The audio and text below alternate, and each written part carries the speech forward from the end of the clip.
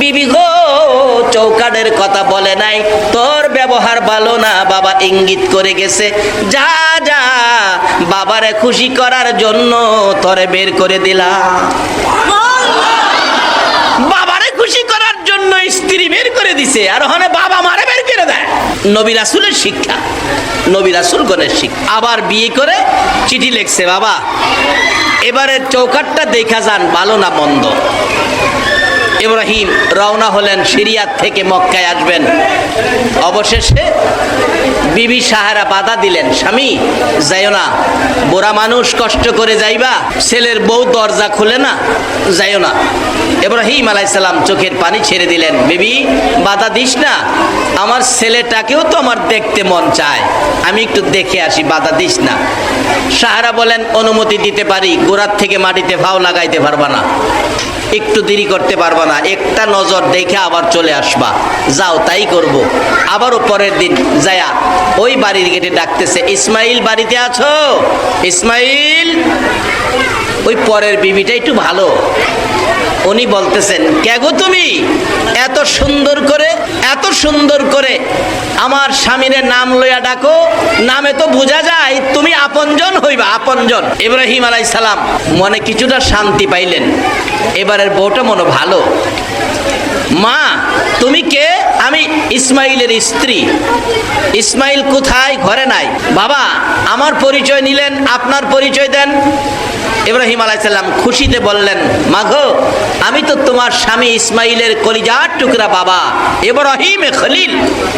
এই কথা বলতে দেরি একটা চিৎকার মেরে দরজাটা খুলে দিয়ে পায়ে পড়ে গেছে, বাবা কেমন আছেন বাবা? গোড়ার থেকে নামেন, ঘরে আসেন। ইব্রাহিম খুশি, আর বৌমার দিকে তাকিয়ে বলতেছেন, বৌমা নামতে পারবো না গোড়ার থেকে, তোমার বড় শাশুড়ির নিষেধ, দেরি করতে পারবো না, চলে যেতে হবে। ডাকতেছে, ওই পরের বউ শ্বশুরের পায়ে পড়ে, শ্বশুর আব্বাজান নামেন, গোড়ার থেকে নামেন, আমি আপনাকে যেতে দিব না। প্রত্যেক দিন আমার স্বামী ইসমাইল ঘুমের ঘরে বসে বসে ইব্রাহিম ইব্রাহিম বলে কান্দে, বাবা বাবা বলে ডাকে, একটা নজর দেখার জন্য আমার স্বামী ইসমাইল পাগল পাগল হইয়াছে, ইসমাইলের সাথে দেখা না করে আপনাকে যেতে দিব না। গোড়ার থেকে নামেন। মাগো তোমার শাশুড়ির সাথে কথা দিয়ে আসছি, আমি তো মাটিতে পাও দিতে পারবো না। বৌমা ডাকতেছে, বাবা মাটিতে পাও দেওয়া নিষেধ, তাহলে আমি মাটিতে নামাবো না, আপনি একটু অপেক্ষা করেন। কিতাব লেখে, বড় একটা পাথর ধাক্কাইয়া ধাক্কাইয়া দরজার কিনারে নিয়ে বলছে, বাবা গো শাশুড়ি মা মাটিতে নামতে নিষেধ দিয়েছে, পাথরের মধ্যে তো নামতে নিষেধ দেয় নাই, পাথরের মধ্যে নামেন, নামেন। সুবহানাল্লাহ। এই যাইতে বউ আছে, হান আরো গর্তে বাইর করে দেয়। মাগো তুমি যদি তোমার শ্বশুর শাশুড়িরে বাইর করে দাও, তাহলে তুমিও অপেক্ষায় থাকো, তোমারেও বাইর করবো, আইতাছে। এক বেটা কিছুদিন আগের ঘটনা, বাবারে হাত পাও বাইদা পিটাইছে, এখন তার ছেলে কয়, বাবা তুমি যে আমার দাদারে হাত পাও বাইদা পিটাইছো, আমি গেলাম দেখছি, আমিও গেলাম তোমারে পিটাম। আসলে হ্যাঁ ফানানি, ফানা হইছে না? বাবা আদর করেন মা বাবারে। মা বাবার চেহারার দিকে তাকাইলে একটা কবুল 7টা উমরা হজের নেকি পাওয়া যায়। এ রমজানের বরকত 3 কিসিমের ব্যক্তি পাবে না, 3 কিসিমের ব্যক্তি রমজানের বরকত পাবে না। এর মধ্যে একজন হলো যারা বুড়া মা বাবার খেদমত করে না। যাই হোক, লম্বা ঘটনা আমি সংক্ষেপ করে আনছি, মেন আলোচনায় যাচ্ছি।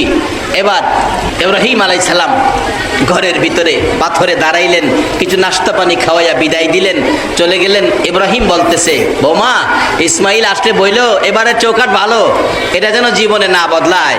ইব্রাহিম কিছুক্ষণ পরে চলে গেলে ইসমাইল তো আবারও এসে গেছেন বাড়ির গেটে, আইসা আগের মতো ডাকতেছে, বিবি বল আমার বাড়ির গেটে কোনো মুসাফির, কোনো বুড়া মানুষ আসছিল? বিবি বলেন, হ্যাঁ আসছিল তো। কই, কোথায় রাখছস? কে সেই মুসাফিরটা? তুমি কিভাবে বুঝতেছো মুসাফির আসছিল যে তোমার কাছে কেমন মনে হইতেছে? কে আসছিল বলো তো? ইসমাইল বলে, মন খয় আমার বাবা ইব্রাহিম খলিল আসছে। কিভাবে জানো? আমার কাছে বাবার চেহারাটা চোখের সামনে বেশি উঠতেছে। বিবি বল কে আসছিল? বিবি জবাব দেন, স্বামী গো আসছিল গো বাবা ইব্রাহিম, ইব্রাহিম আসছিল গো। একটা চিৎকার মারছে ইসমাইল, কই রে আমার বাবা কই? দে আমি মন ভরে আগে বাবারে দেখি, 12টা বছর হইছে রে বাবারে দেখি না।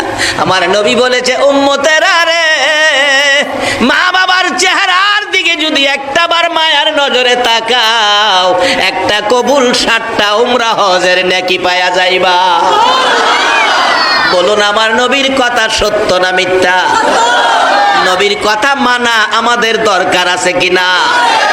নবীর কথা মানবে যারা হবে জান্নাতি। বলুন, নবীর কথা মানবে যারা হবে জান্নাতি। না মানিয়া আবু জাহেল হইল দোজকি, না মানিয়া নবীর কথা মানবে যারা হবে জান্নাতি। নবীর কথা মানবে যারা হবে জান্নাতি। না মানিয়া আবু জাহেল হইল দোজকি, না মানিয়া। খাদিজারে হিসাব বুঝাইয়া ঘরের ভিতরে ঢুকিয়া সব গলার থেকে রশি ছাইরা দিতেছে। খাদিজা করা খাল এ কি করতেছেন? বাচ্চাগুলি ছাড়েন, মা জাতি হাতে রাখেন, না হয় এলোমেলো হয়ে যাইব। রাসূল কয়, খাদিজা এটা তোমার দায়িত্ব না, আমার দায়িত্ব। তুমি খালি দেখো। খাদিজা কয়, কাম কাজ ছাইরা দিলাম, দেখেই লই। আমরা নবীর খেলা দেখে। খাদিজা কয়, কাম কাজ আমি ওদিন থেকে ছেড়ে দিছি, দেখি বেড়া বকরি দুম্বা গলার থেকে সব ছাইরা দিছে। ছাইরা দিলে কি হইব? কোনো এলোমেলো করে না। ঘর থেকে বাহির হইয়া দৌড়দা বাহিরে গিয়া সব এক নজরে আমার নবীর দিকে তাকায়া থাকে। 4 জাতের পশু জানোয়ার, 4 পায়া জানোয়ার যদি 4 জাতের জানোয়ার এক হয়ে যদি আমার নবীর দিকে তাকায়া নবীরে চিনতে পারে, আমরা উম্মত হইয়া নবী চিনা দরকার আছে কিনা? নাকি নবী লইয়া দলাদলি করবেন? দলাদলিটা ভালো হবে না। এই নবী চিনেন, নবীর পক্ষে আসেন। নবীর জীবনী, খাদিজার জীবনীর থেকে দেখুন, 4 জাতের 4 পায়া জানোয়ার, দলাদলি নাই, হিংসা বিদ্বেষ নাই, এক নজরে নবীর দিকে তাকায় দিছে। পশু হইয়া যদি নবী চিনতে পারে, আমরা উম্মত হইয়া কি নবী চিনা দরকার আছে না? এই নবী না চিনা পর্যন্ত আল্লাহ পাওয়ার কোন রাস্তা নাই। আমি কি কথাগুলো বুঝাইতে পারতেছি? এইবার নবীজি আগে আগে যায়, বেড়া বকরি দম্বা বিছে সব লাইন ধরছে। আমরা নবী লাইনের নবী না বে লাইনের নবী? আমরা নবীর উম্মত হইলে কি চলাফেরা লাইনে আইতে হইব না বে লাইনে চলতে হইব? বাবারে, আমি কি কথাটি বুঝাইতে পারতেছি? যদি এই নবীর উম্মতের পরিচয়ে ফুলসিরাত পার হইতে চান, তাহলে লাইনে আইন, লাইন ছাইরা আর যায় না। বলে, হুজুর লাইন কই পামু? ওহনো নবীর পছন্দের লাইন আছে। মহল্লায় মহল্লায় মসজিদ আছে না? মসজিদের মধ্যে লাইন আছে। কিসের লাইন? কয় না কিসের লাইন? এটা নবীর পছন্দের লাইন। এই লাইনে যে দাঁড়াইবেন, তারে না লইয়া নবী ফুলসিরাত পার হইতো না। এটা নবীর পছন্দের লাইন। যাই হোক, সংক্ষেপে কয়ে গেলাম, নবীজি আগে যায়, পিছে পিছে লাইন ধরছে। খাদিজা কয়, কাম কাজ করবো না, দেখি কি করে। একটাও এলোমেলো না, সব লাইনে যায়। অথচ হেই নবীর উম্মত হইয়া আমরা কিন্তু লাইন ছেড়ে দিছি। অনেক দূর গেছে, দেখা যায় না। খাদিজার জীবনী লেখে, তার একতলা বিল্ডিং ছিল, বিল্ডিং এর ছাদের উপরে উঠছে, কাম কাজ নাই, খালি রাখাল দেখে যাইতেছে। মাঝখানে গিয়ে হাতে ইশারা দিয়ে বলছে, তোমরা ঘাস খাও। সবাই ঘাস খাইতেছে, নবী বৈশা রয়েছে। আকাশের মেঘের টুকরা হিসাব না মাথার উপরে ছায়া দিয়ে রাখছে। আচ্ছা, আমরা জাতিসংঘের মহাসচিবরে ছায়া দিব? বুশেরে মনে দিব? একমাত্র ছায়ার উপযুক্ত হলো আমাদের নবী। মেঘের টুকরা ছায়া দিয়ে। খাদিজা কয়, কি রাখাল রাখলাম, এই রাখাল তো জীবনে দেখি নাই। আল্লাহকে জীবনে দেখবি কই আমার নবী, ইনি শেষ নবী, আর আইতো না তো, দেখবি কই, আইছেও না আর আইতো না। বাড়িতে আইছে পরে ডাহে রাখাল বেড়া বকরি দুম্বা গইনা দেখেন তো ঠিক আছে কিনা, গইনা দেখে সব ঠিক আছে। জংলায় কি ভাগবার লোক আসে নাই? খাদিজা জিগায়, আমার নবীকে হা বহুত আছে। তাইলে একটা বকরিও খাইলো না, অন্য রাখালেরা তো 8-10টা খাইলা। আমার নবী কয়, খাদিজা আমার আওতায় যত বেড়া বকরি আছে এর গায়ে হাত দেওয়ার সাহস জংলার বাঘ ভাল্লুকের। নবীর রাখালিয়াতের আওতায় থাকলে যদি বেড়া বকরি দুম্বারে বাগে না ধরে, আর নবীর উম্মতের আওতায় যদি থাকতারি, বলুন কোথাও কোনো ভয় আছে? যার বাস্তব নবীর একজন সাহাবী নদী পথে যাচ্ছিল, ঘূর্ণিঝড়ে নৌকা ভাঙ্গা টুকরা টুকরা বাসতেছে, সাঁতার কাইটা কিনারে উঠছে, সব মারা গেছে। কিনারে ওইটা কইতাছে, আল্লাহ সব মরল ঘূর্ণিঝড়ে, আমি তো বাঁচলাম। যেখানে খাড়িয়া কইতাছে বাঁচলাম, তার জীবনী লেখে এটা আফ্রিকার জংলা, যেখানে শুধু মানুষ খাওয়ার প্রাণী, গাছের পাতায়ও নাকি মানুষ ওই খা, অর্থাৎ যা আছে খালি মানুষ খায়, বাঁচাইবার কেউ নাই। এখনো খারুইয়া আল্লাহ আমি বাঁচলাম, সব মরে গেল। পিছনে বাঘের গন্ধ লাগতেছে, বাঘ একটা মানুষের গন্ধে ঘুম থেকে উঠতে দেখে নদীর পার খারে রয়েছে। আল্লাহ একটা মানুষ চোখে দিতে পায় না, নদীর পার খারে রয়েছে। বাঘে কয় খুব ভালো হয়েছে, খাইয়া পানি খাইয়া আয়া হইয়া তখন। বাঘ যাইতাছে নবীর সাহাবিরে খাইতো, বাঘ পিছে চাইয়া দেখে সাহাবি, নবীর সাহাবি চাইয়া দেখে বাঘ তো আই পড়ছে কাছাকাছি। অবশেষে কয় আল্লাহ মরছিলাম সবাই সাথেই মরতাম, এখন তো বাঘের পেটে যাবো। অবশেষে কয় একটা পরিচয় তো আমার আছে, আমি আখিরি নবীর উম্মত, পরিচয়টা দিয়া দেখি। ও বাঘ আমার দিকে আইতেছস, আমারে খাবি? আমারে খাইস না, আমার পরিচয় জানোস, আমি আখিরি নবীর উম্মত। বাঘ তো কিছুক্ষণ দাঁড়ায়া আবার আইতেছে, আবার ডাকছে, বাঘ আমার দিকে আইতেছস, খাইবি না? পরিচয়টা বুঝতে পারলি না? আমি আখিরি নবীর গোলাম, নবীর গোলামি করি, নবীর গোলামের গায়ে হাত দিস না। বাঘ দাঁড়ায় আবার আসতেছে। অবশেষে তার জীবনী লেখে, কাছাকাছি এসে গেলে বাঘ কাঁপতে কাঁপতে জমিনে বসে গেছে। এখন বুঝি বাঘ আমাকে খেয়ে ফেলবে আর রেহাই দিবে না। নবীর সাহাবীর ভয় ভীতি দেখে বাঘ কাছে এসে আকাশের দিকে বারবার তাকায়, মাবুদ আমার জবান খুলে দাও, আমি নবীর গোলামের সাথে কথা বলবো। নবীর গোলামের সাথে কথা বলার জন্য আমার আল্লাহ বাঘের জবান খুলে দিছে। বাঘ কাছে এসে ডাকতেছে, ও নবীর গোলাম ভয় পায়ো না, আমি তোমারে খাইতে আসি নাই, আমি তোমারে মদিনার পথ দেখাইয়া নিতে আইছি। নবীজির গোলামের, নবীজির গোলামের কোনো চিন্তা নাই, চলো নবীজির জান্নাতে মদিনাতে যাই। আরে নবীর গোলাম ভয় পেও না, আমি তোমারে খাইতে আসি নাই, আমি তোমারে মদিনার পথ দেখাইয়া নিতে আইছি। লেজের মধ্যে দরাইয়া জংলা পার করে দেয়। যে নবীর পরিচয়ে বাঘে নবীর সাহাবীকে হাত দেয় না। আমার নবী ডাকতেছে, খাদিজা রে, আমার পরিচয়ের উপর বাঘ ভাল্লুক খাদিজার বকরিতে হাত দেয় না। পরের দিনও গেছে একই অবস্থা। খাদিজা খালি দেখে নবী পাহাড়ের কিনারে একটু ঘুমিয়ে গেছে। গরম তো, যদিও ছায়া দিয়া রাখছে, তারপরও মরুভূমির গরম। অবশেষে দেখে উপর থেকে একটা অজগর সাপ নাইমাইতাছে। খাদিজা কয় অবস্থা খারাপ, আমার রাখালটারে খেয়ে ফেলবে। আমার 10টা বকরি যদি খেয়ে ফেলতো আমার দুঃখ ছিল না, রাখালটারে তো খেয়ে ফেলবে। দেখে অজগর সাপ নবীর কাছে এসে বৈশা ফনা ধরে মাথাটারে তাল পাতার পাখার মতো গুল করে খাইব তো দূরের কথা, আমার নবীরে আরো ঘুমের মধ্যে বাতাস করতেছে।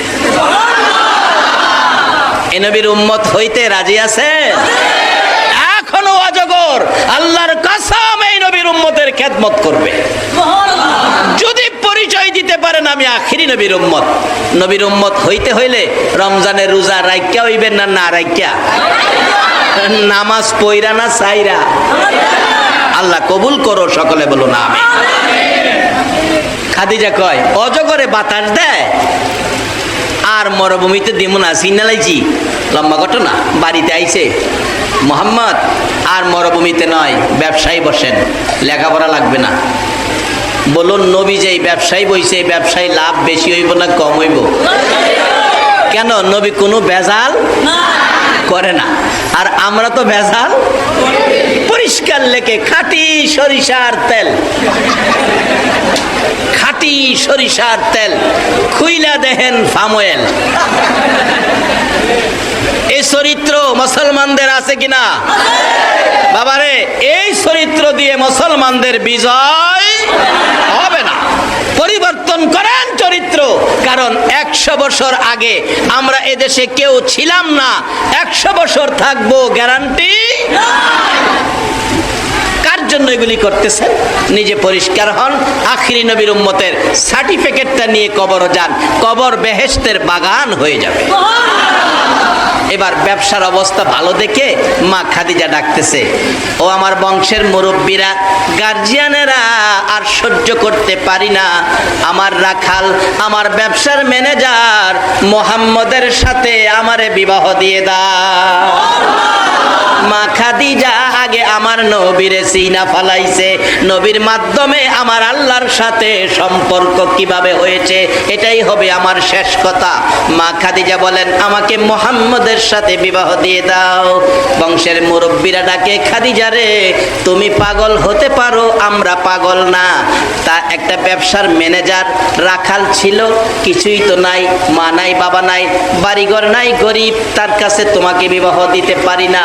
মা খাদিজা বলেন, ও আমার বংশের মুরব্বীরা, মুহাম্মদের কিছু নাই বলে যদি বিবাহ দিতে রাজি না হও, আমার হাতে কলম দাও, আমার হাতে কাগজ দাও, আমি খাদিজার জীবন জৈবন, ধন সম্পদ, বাড়িঘর, টাকা পয়সা, ব্যবসা বাণিজ্যের মালামাল, বেড়া, বকরি, দুম্বা, উট সহ, ঘর বাড়ি সহ যা কিছু আছে গো, সব আমি মুহাম্মদের নামে লেখা দিলাম। সব কিছুর বিনিময় নবীর ভালোবাসার মালা গলায় পড়লাম। খাদিজা আমার নবীর পক্ষে চলে গেলেন, সব কিছু দিয়ে দিলেন। লম্বা ঘটনা। আমার আল্লাহ কয়, খাদিজা রে, আমার বন্ধুর পক্ষে গেলি, আমি আল্লাহরে তোর পক্ষে পেয়া গেলে। এ নবীর পক্ষটাই হলো আল্লাহ পাওয়ার পক্ষ, যার বাস্তব এই তো। মা খাদিজা বলেন, হুজুর আমি সব আপনাকে দিয়ে দিলাম। এবার নবীর পক্ষে গেল, বিবাহ বন্ধনে আবদ্ধ হয়ে কালিমা পড়ে মুসলমান হয়ে গেল। লম্বা ঘটনা, সংক্ষেপ করছি। মা খাদিজা যেদিন দুনিয়ার থেকে বিদায় হবে, মা খাদিজা কাঁদতেছেন। আমার নবী পাশে বসে প্রশ্ন করে, খাদিজা রে, আমার সব ভালোবাসাই দিয়েছো, এখন কেন কান্দো? বলো তুমি কি চাও? হুজুর আমি খাদিজা সব আল্লাহকে পাওয়ার জন্য আপনার ভালোবাসায় দান করে দিয়েছিলাম। নবী গো, আমি আজকে 3টা জিনিস চাবো, দিবেন কিনা বলেন? কি 3টা জিনিস? একটা হলো, আমি খাদিজা আজকে যদি মৃত্যু হয়ে যায়, আমার বাজারের কিনা কাফন আমার গায়ে লাগায়েন না, আপনার একটা পাঞ্জাবি মুবারক দিয়ে আমারে কাফন পরাবেন। যাও খাদিজা। 2 নাম্বার দাবি হলো, যেই কবরের ভিতরে আমাকে শোয়াবেন মক্কা নগরে, ওই কবরের ভিতরে আপনি নবী একটুখানি শুয়ে আসবেন। বলুন, যেখানে নবী আছে সেখানে আযাব গজব আসতে পারবে কিনা? নবী যেখানে, আল্লাহর রহমত সেখানে 100%। আল্লাহ যার বাস্তব, একটা ছোট্ট ঘটনা বললে বাস্তবটা বুঝে পাবেন। আপনার ভারতের একটা ঘটনা, ভারত আমাদের পার্শ্ববর্তী রাষ্ট্রই তো ভারত। ভারতের একজন ব্যক্তি ছিলেন ঠাকুর, যার নাকি 16 কোটি হিন্দু যারে দেবতার মতো পূজা করত, যার নাম ডক্টর শিব শক্তি। ডক্টর শিব শক্তি একদিন ঘরে আমার নবী হাজির হয়ে গেছে। নবী গিয়া ডাহে, ডক্টর শিব শক্তি, বহুত নেতাগিরি দেখাইছস, আমি রাসূল আইছি তোরে কালিমা পড়াইতাম। নবী যেখানে রহমত সেখানে। ডক্টর শিব শক্তি কয়, হুজুর ওহনার নেতাগিরি দরকার নাই, যারে পাইছি ইনি বড় নেতা। হুজুর আমি আর দেরি নয়, এখন আমারে কালিমা পড়াইয়া মুসলমান বানায় দেয়। ডক্টর শিব শক্তি তো মুসলমান। সকালে ঘুম থেকে উঠে অন্যদিন সূর্যের পূজা, গাছের পূজা, তুলসী পূজা, আজকে কোনো পূজা টুজা করে না। দরজা ওই খুলে না। আর যেই ঘরে নবী আয়া গেছে, ডক্টর শিব শক্তির বিবি নাস্তার টাইমে নাস্তা বানায়া দরজায় ধাক্কাইতাছে, ঠাকুর কর্তা দরজা খুলেন। দরজা খুলছে, কি ব্যাপার, পূজা টুজা ছাইরা দিলেন, নাস্তা খাইতেন না? বিবি পূজা কেমনে করমু, ঘরের দিকে চাইয়া দেখ। বিবি চাইয়া দেখে ঘরটা রহমত বরকতে ভরপুর, বেহেশতের বাগান হয়ে রয়েছে। বিবি ডাকতেছে, স্বামী বলো আজকে তোমার ঘরে কি কোনো মহান অতিথি আসছিল? ডক্টর শিব শক্তি কয়, বিবি গো, আমার ঘরে মদিনার কামলেওয়ালা নবী আসছিল, আমার কালিমা পড়াইয়া মুসলমান বানাইয়া গেছে। তাই নাকি? তাহলে তোমার ভাগ্য ভালো। যাই হোক, হিন্দু হও আর মুসলমান হও, নাস্তা তো খাইতেইব, নাস্তাটা খাও। ডক্টর শিব শক্তিকে, বিবি তোমার হাতের নাস্তা আমি আর এখন খাইতে পারি না, কারণ আমি যে মুসলমান, মাত্র মুসলমান হইছে, বিবি হিন্দু মনে কইরা বিবির হাতে খায় না। আর আমরা কবের মুসলমান, এরপরও গেলাম যা ভাই। বাবা একটু হিসাব করে খাইবেন, বেজাল খাইয়েন না, এই দেহটাকে পরিষ্কার রাখেন। ডক্টর শিব শক্তি মাত্র মুসলমান হয়েছে, অন খায় না। বিবিও কয়, আমিও তোমারে না খাওয়াইয়া ছাড়তাম না, এতদিনের মহব্বত এই কতক্ষণে ভাঙ্গা দিবা? জোর কইরা মুখের মধ্যে খাওন দিতে চাইতেছে, কিন্তু ডক্টর শিব শক্তি খাইতে রাজি না, মুখ বন্ধ করে রাখছে। তালা মারছি, খাইতাম না। অবশেষে ডক্টর শিব শক্তির বিবি ডাকে, স্বামী ভয় পায় না, খাও খাও। আমিও গোপন রাখতে পারলাম না গো, যেই সময় আমার নবী আপনারে কালিমা পড়াইয়া মুসলমান বানাইছে, যাওয়ার পথে আমারেও কালিমা পড়াইয়া গেছে। ডক্টর শিব শক্তি দুইটা হাত বাড়াইয়া ডাকে, বিবি গো আয় আমার বুকে আয়, তোর কপাল ভালো আমারও কপাল ভালো, আমরা যারা মুসলমান হয়ে গেছি। ডক্টর শিব শক্তি বিবিকে নিয়ে আনন্দ করেন মুসলমান হওয়ার কারণে। বলুন, আমরা যারা আখিরি নবীর উম্মত, আপনাদের মনে আনন্দ আছে কিনা? এই নবীর উম্মত হওয়ার পরে এর চেয়ে বড় কিছু পাওয়া, এর চেয়ে বড় কপালওয়ালা হওয়া পৃথিবীতে আর কোনো সুযোগ নাই। ডক্টর শিব শক্তির উপযুক্ত মেয়ে ছিল, মেয়ে দৌড়ায় গেছে, বাবা তুমিও খুশি, মাও খুশি, ঘটনা কি? ডক্টর শিব শক্তির মেয়ে প্রশ্ন করলে জবাব দেয়, বাবা মাগো আমি তো মুসলমান হয়ে গেছি নবীর হাতে। মা কয়, আমিও মুসলমান হয়ে গেছি নবীর হাতে। মেয়ে মা বাবার গলায় ধরে কয়, মা আমার খবর জানো, তোমরা রে কালিমা পড়াইয়া নবীজি যাওয়ার সময় আমারেও কালিমা পড়াইছে। এই আলোচনা নারায়ণগঞ্জের গলাচিপাই যখন পেশ করলাম, আলোচনা শেষে একটা হিন্দু যুবক দৌড়ায় স্টেজে এসে কালিমা পড়ে মুসলমান হয়ে গেছে। আসুন বলুন, আমার নবী যেখানে, আল্লাহর রহমত। এটার বাস্তব হলো ডক্টর শিব শক্তির জীবনী। মা খাদিজা বলছে, ইয়া রাসূলুল্লাহ আমার কবরে আপনি একটু শুয়ে আসবেন। যাও খাদিজা, শুয়ে আসবো। 3 নাম্বার প্রশ্ন, আমারে কবর শুয়াইয়া মুলকিন নকিরের সওয়ালের জবাব আপনি নবী আমার পক্ষ থেকে দিবেন। যাও খাদিজা। কথা মতো তাই করে কবরের পাশে বসে আছেন নবীজি। মক্কার ঘটনা বলছি, কিন্তু মুলকিন নকির তো খাদিজার কবরে আসে না। আল্লাহ পাক জিবরাইলকে পাঠাইলেন, জিবরাইল আমার বন্ধুর কানে খবর দাও। বন্ধু কেন বসে রয়েছে? খাদিজার প্রশ্নের জবাব দেওয়ার জন্য। যেদিন খাদিজা জীবন জৈবন ধন সম্পদ সব কিছু নবীর ভালোবাসায় দিয়ে আমার নবীর পক্ষ গিয়েছিল, আমি আল্লাহ সেদিন খাদিজার পক্ষে গিয়েছি। নবীর পক্ষে খাদিজা গিয়েছে, আমি আল্লাহ খাদিজার পক্ষ নিয়েছি।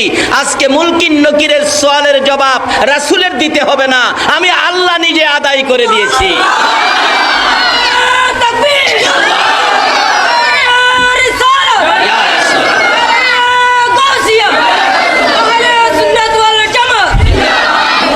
বাবা, এ নবীর পক্ষ নিয়ে মরতে পারলে ভাগ্য ভালো হবে না খারাপ হবে?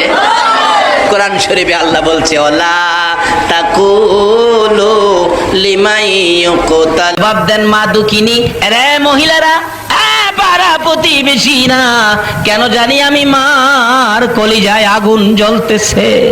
30 কিলোমিটার দূরের খবর, মার কাছে আইছে কিনা? মা রান্না করে যায় না, রান্নাও করে না, কোনো কাজ করতে পারতেছে না। নাস্তার সময় পার হয়ে যায়, নাস্তাও মা খায় না, খালি কান্দে। মহিলারা জিজ্ঞেস করলে জবাব দেন, কেন জানি রে আমার কলিজায় আগুন জ্বলছে। একটু পরে অ্যাক্সিডেন্টের লাশগুলি টাইনা টাইনা বাহির করে লোকটা লোকটার পকেটে ভিজিটিং কার্ড ছিল, কার্ডের মধ্যে ঠিকানা পাইয়া লোকেরা টাকা উঠাইয়া কাইটটা দিয়া প্যাকেট করে 200 টাকা ভ্যান গাড়ি ভাড়া করে উঠাইয়া দিয়ে লাল নিশান লাগাইয়া ভ্যান গাড়ি যাইতেছে লাশ লইয়া। বাড়ির কাছাকাছি যাওয়ার পর প্রশ্ন করলেন, মাই সাহেব দাঁড়ান, দেখেন তো ঠিকানাটা চিনেননি? মন্নান লোকের নাম, বাড়িটা কোথায়? ওই লোকটা বলেন কি হয়েছে? অ্যাক্সিডেন্টে মারা গেছে। লোকটা বলতেছে, ও ভ্যান গাড়ির ড্রাইভার, ওই যে দেখো মোড়ের মধ্যে দাঁড়ায়া মহিলাটা কাঁদতেছে, এই মহিলাটা মন্নানের মা লাগে। ভ্যান গাড়ির ড্রাইভার চোখের পানি ছেড়ে ছেড়ে কান্দে আর ডাকে, মন্নান রে, তোর মা কেন রে রাস্তায় দাঁড়ায়া কান্দে? বলুন তো 30 কিলোমিটার দূরের খবর মার কাছে আসছে কিনা? এই মারে কষ্ট দিও না, আমার নবীর শাফায়াত নসিব হবে না। দুঃখিনী মা রাস্তায় দাঁড়াইয়া কান্দে। ভ্যান গাড়িওয়ালা ওই মায়ের পাশে যাইয়া ডাকতেছে, আপনি কেন কান্দেন? আপনার ছেলের নাম কি মন্নান? হ। ভ্যান গাড়িওয়ালা চোখের পানি ছেড়ে দিলেন, মন্নানের মা আর কেঁদো না, এই যে তোমার মন্নান কাইত্তার প্যাকেটের মধ্যে অ্যাক্সিডেন্টে তোমার মন্নান মারা গেছে। সঙ্গে সঙ্গে মা বেহুশ হইয়া জ্ঞান হারা হইয়া চিত হয়ে জমিনে পড়ে গলা কাটা মুরগির মতো নাচতেছে, বেহুশ হয়ে যায়, জ্ঞান ফিরতেছে না। লোকেরা লাশটা নামাইয়া খুইলা দেখে মাথার মস্তক একবারে বাহির হইয়া সারা শরীর রক্তে লাল লাল হইয়াছে, জিহ্বাটা বাহির হইয়ে পড়ে আছে। মা বেহুশ হইয়া পড়ে আছে। মন্নানের খবর শুনে মাথায় পানি দিচ্ছে। কিছুক্ষণ পর মার জ্ঞান যখন ফিরে গেছে, মা একটা চিৎকার মেরে ডাকে, ও আমার পাড়া প্রতিবেশীরা, ও আমার লোকেরা, আমার একটু জায়গা দে, আমি আমার মন্নানকে মন ভরে দেখবো। লোকেরা যখন সরে গেলেন, দূরে দূরে সরে গিয়ে রাস্তা করে দিলেন।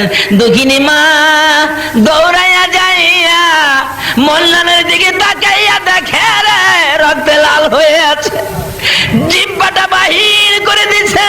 দুঃখিনী মা মৃত সন্তান আনজায়া ধরে বুকের মধ্যে লাগাইয়া দুই গালের মধ্যে চুমাইয়া চুমাইয়া মা দরদি মন্নানের জিহ্বাটার মধ্যে চুমাইতেছে, বাবা মন্নান রে, কেন আমি মায়ের দোয়া নিয়ে গেলি না? আজকে তুই বিদায় হয়ে গেলি, আমারে কি মা বলে আর ডাকবি না? আমি মা কার ডাক শুনে কলিজার আগুন নিভাবো। মরা ছেলে বুকে লইয়া, মৃত ছেলে বুকে লইয়া মা কান্দে, শাশুড়ি দূরে দাঁড়াইয়া নাকে কাপড় দিয়া রাখছে। যেই মা মৃত ছেলে বুকে লইয়া কান্দে গো, এই মার কলিজায় যারা আঘাত দিয়েছ, নামাজ রোজা হজ যাকাত মক্কা মদিনার ইমাম হইয়াও আল্লাহর জান্নাতে জায়গা হবে না। আমার আল্লাহ বলেছে নবীর কথা মানো, নবী বলেছে কালিমাটা বেহেশতের টিকেট, নামাজ বেহেশতের চাবি। উম্মতের রে টিকেট লইয়া চাবি লইয়া কই যাবি?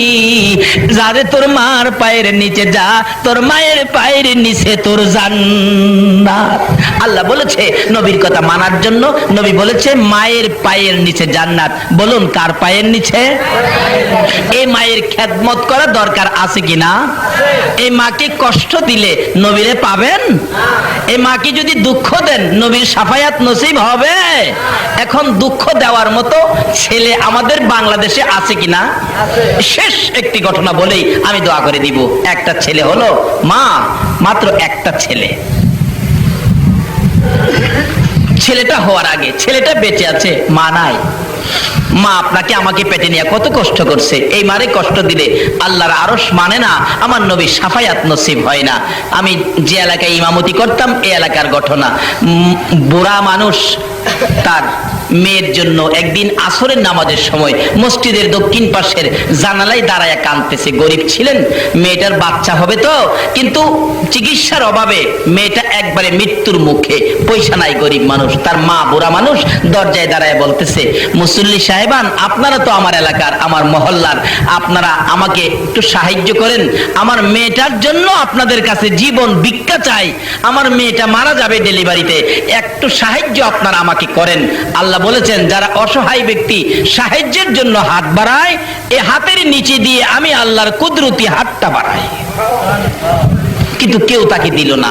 মাগরিবের সময় সালাম ফিরাইয়া বললাম, এই লোকটা অসহায়, মহিলাটা এমন বিপদের মধ্যে সাহায্য চাইলো, কেউ দিলেন না, এটা কাজটা ভালো হলো? একজন মুরব্বী বলেন, বাবা কার জন্য কে রোজগার করে রাখছে, কে কারে দেয়?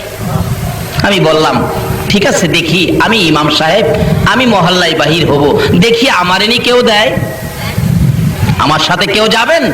ইংরেজি শিক্ষিত একটা লোক, হাই স্কুলের মাস্টার, উনি বললেন, হুজুর আমি যাব আপনার সাথে। দুইজনে মিলে মহল্লার থেকে 35 কেজি চাউল তার সাহায্যের জন্য 750 টাকা উঠাইলাম। উঠায়া পাঠায়া বললাম, হসপিটাল পাঠান, টাকার জন্য তাকে মরতে দেব না, হায়াত নাই, আমার কিছু করার নাই, আমি চিকিৎসার জন্য টাকা জোগাবো, তাকে পাঠান হসপিটালে। সরকারি হসপিটালে পাঠাইলে আমি সকালবেলা মক্তব ছুটি দিয়ে দৌড়ায় গেলাম, কি খবর দেখি, যাইয়া দেখি ডাক্তার দাঁড়িয়ে আছে, তার মা বাবা দাঁড়িয়ে আছে। জিজ্ঞাসলাম, ডাক্তার সাহেব কি খবর? ডাক্তার বলেন, দেখেন যে অবস্থা রোগী পাঠাইছেন, একবারে শেষ মুহূর্ত, এখন তো কিছু করা যাবে না, বাঁচানো সম্ভব হবে না। আমি বললাম, ডাক্তার সাহেব চিকিৎসা করেন, টাকার জন্য, চিকিৎসার জন্য আমি তাকে মরতে দেব না, মানুষের হাতে পায়ে ধরে আমি টাকা আনবো, চিকিৎসা করেন, গরিব মানুষ। ডাক্তার বলেন, তাহলে চেষ্টা করে দেখি দুইজনের একজন বাঁচানো যায় কিনা। যদি মা বাঁচাইতে চায় তাহলে বাচ্চাটা মারা যাবে, বাচ্চা বাঁচাইতে গেলে মা মারা যাবে। এখন তার গার্জিয়ান আপনারা পরামর্শ দেন, আমি কি বাচ্চা বাঁচাবো নাকি মা বাঁচাবো? ওই মহিলাটার মা বাবা বলতেছেন, ডাক্তার সাহেব, আস্তে করে বলে, ডাক্তার সাহেব আমার মেয়েটাকে বাঁচাইয়া দেন, অর্থাৎ মা বাঁচান, বাচ্চা মেরে ফেলেন। এমন সময় দেখি ওই বেহুশ মহিলাটা, জ্ঞান নাই, জ্ঞানটা ফিরলো, চোখ দুইটা খুলে চাইলো, চোখগুলি লাল, জর্জর করে চোখের পানি পড়ছে, ডাকতেছে, ডাক্তারের দিকে ইশারা করে, ডাক্তার সাহেব মায়ের কথা শুইনেন না, বাবার কথা শুইনেন না, 10 মাস 10 দিন কষ্ট করেছি আমি, ডাক্তার গো, দুইজনের একজন যদি মারতে হয় আমার সন্তান মাইরো না। ডাক্তার, তুমিও তো একটা মায়ের ঘর থেকে হয়েছো, তোমার মা তোমাকে প্রসবের সময় কত কষ্ট করেছে, ওই সময় তোমাকে যদি মেরে ফেলতো তুমি কি ডাক্তার হইতে পারতা? না, তোমার দুইটা পায়ে ধরি, দুইজনের একজন যদি মারতে হয় আমি মার জীবন শেষ করে দে, আমার পেটের সন্তান বাঁচাইয়া দে।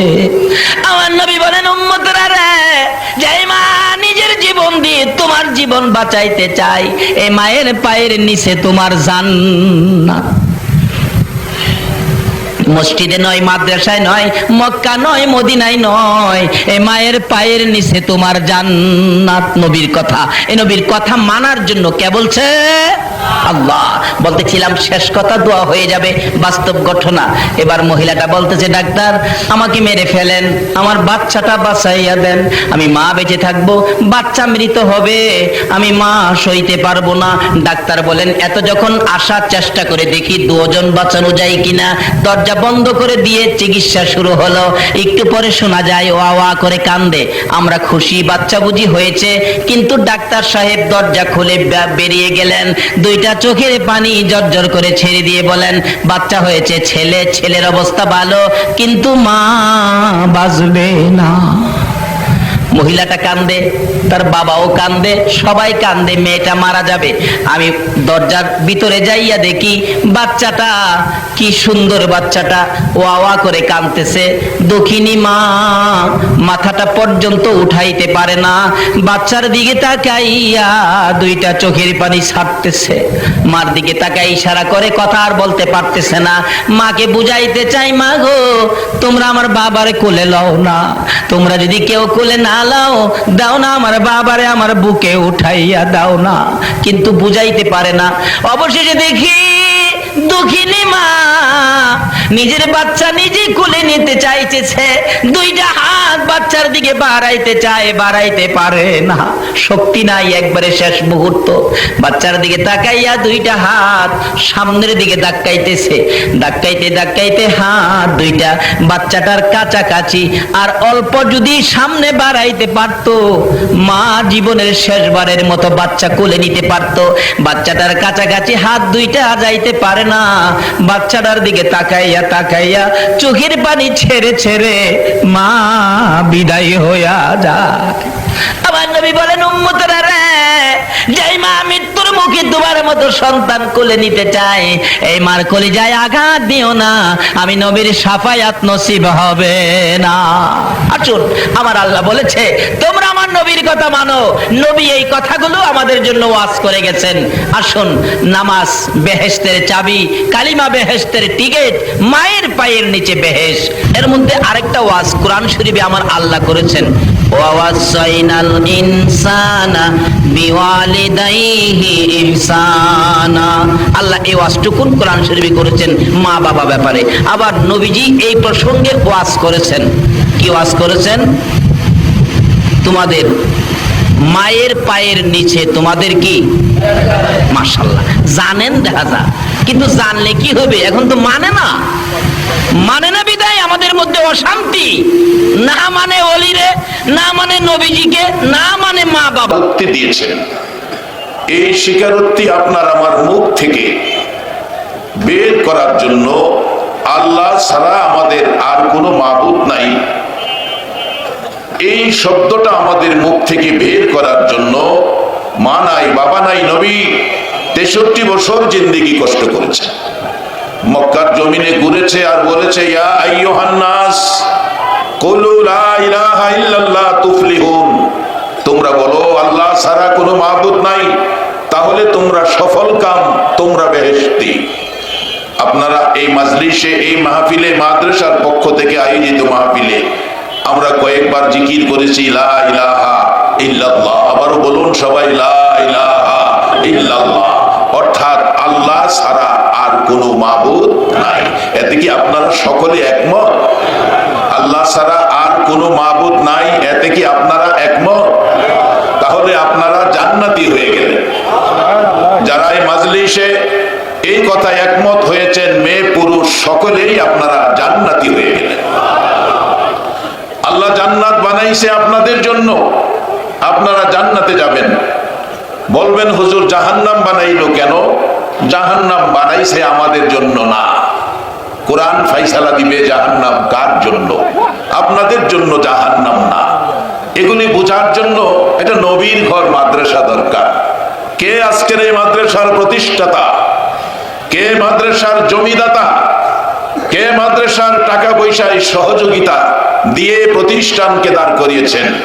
আপনারা আমার নবীর মেহমান হয়ে গেছেন। আজকে এই কোরআনের মজলিস পৃথিবীতে কায়েম করার জন্য মা নাই, বাবা নাই, নবী, যেই নবী দুনিয়ার জমিনে চোখ খুলে একটা দিন বাবার চেহারা দেখলো না, যেই নবী দুনিয়ার জমিনে মুখ খুলে একটা দিন বাবা বলে ডাকতে পারলো না, 6 বছর বয়স হইতে না হইতে নবীজি মা হারা, মা বাবার ব্যথা নিয়ে মক্কার জমিনে কাঁদতে কাঁদতে নবীর জামা কাপড় ভিজে যাইত। আজকে সেই নবী দুনিয়ায় নাই। সেই নবী এই কোরআনের পক্ষে মানুষকে বসানোর জন্য খায়া না খায়া, কত জায়গায় গালি খায়া, কত জায়গায় মাইর খায়া, সাদা জামা লাল বানাইয়া 63 বছর জিন্দেগি কষ্ট করেছিলেন মানুষকে এইভাবে কোরআনের পক্ষে বসানোর জন্য। আজকে যারা এই কোরআনের পক্ষে বসে আছেন, আমার নবী হাসরের মাঠে ফুলসিরাতের ঘাটে আপনাদের জন্য বসে থাকবে। সম্মানিত উপস্থিতি, এই কোরআনের মজলিস, এই কোরআনের পক্ষে যেভাবে আপনারা বসে আছেন, প্রমাণ করে ইসলাম শান্তির ধর্ম আপনাদের বসায়। এত মানুষ বসে আছেন, কোনো হইচই নাই, কোনো মন কষাকষি নাই, কোনো ধাক্কাধাক্কি নাই। কি বলেন? এই শান্তি ইসলাম শিক্ষা দিল। বেহেশতের মধ্যেও এই শান্তি থাকবে। যেভাবে আপনারা বসে আছেন, বেহেশতের মধ্যে তো কোনো হই হাল্লা নাই, মাফে কম দেওয়া নাই, মিথ্যা কথা নাই, ধাক্কাধাক্কি নাই, শুধু শান্তি আর শান্তি। আজকের পরিবেশ প্রমাণ করে আপনারা বেহেশতি হবেন। এই বেহেশতি বানানোর জন্য আমার নবীর 63 বছর জিন্দেগির কষ্ট। আজকে যদি নবী দুনিয়ার জমিনে থাকতো আর এই মাজলিসটা যদি আমার নবী নিজ চোখে দেখতো, না জানি নবী কত খুশি হইত। আমার মন বলে আপনাদেরকে যায়েদ ইবনে হারেসার মতো নবী সঙ্গী বানাইয়া দিয়ে যেত। সম্মানিত উপস্থিতি, আসুন, নবী আমাদের জন্য কষ্ট করেছেন একটাই কারণ, নবী একটা বাড়ি করার জন্য কষ্ট করে নাই, নবী একটা গাড়ি কেনার জন্য কষ্ট করে নাই, নবী একটা মার্কেট করার জন্য কষ্ট করে নাই, নবী একটা শিল্প প্রতিষ্ঠান করার জন্য কষ্ট করে নাই, নবী 10খানি জমি কেনার জন্য কষ্ট করে নাই। নবীর কষ্টটাই ছিল এইভাবে মানুষকে কোরআনের পক্ষে বসাইয়া, কোরআনের নির্দেশিত পথে চালায়া মানুষকে জান্নাতে পৌঁছে দেওয়া। আজকে আমরা জান্নাতি হব, কিভাবে হব? ফায়সালা দিবে কোরআন। একটু ধৈর্যের সহিত আমরা বসবো। সম্মানিত উপস্থিতি, যেই নবীর উম্মতের পক্ষে আল্লাহ, যেই নবীর উম্মতের পক্ষে আল্লাহ, কোরআন বলেছে ওয়ানাহনু আকরাবু ইলাইহি মিন হাবলিল ওয়ারিদ। নবী গো, আমি আমার বান্দার গারের শাহরগ হইতেও আমি নিকটে থাকব। যেই নবীর উম্মতের পক্ষে আল্লাহ, যেই নবীর পক্ষে আল্লাহর হাবিব, আল্লাহর বন্ধু, যে নবী বলেছিলেন আল্লাহ আমার একজন উম্মত বাকি থাকা পর্যন্ত আমি নবী বেহেশতে যাব না। আজকে সেই নবীর উম্মত হয়ে যারা বসে আছেন, আপনারা বেহেশতি হবেন। যেই নবী উম্মতের জন্য রেখে গেলেন কোরআন, যেই নবী উম্মতের জন্য রেখে গেলেন নবীর সুন্নাহ, আজকে দেখি তার থেকে আমাদের জীবনের কি আমরা পেতে পারি, কি নিয়ে আসতে পারি। তাই আসুন আলোচনায় ঢুকি। আমি পবিত্র কোরআন শরীফ থেকে সর্বপ্রথম তেলাওয়াত করেছি জালিকাল কিতাবু লা রাইবা ফি।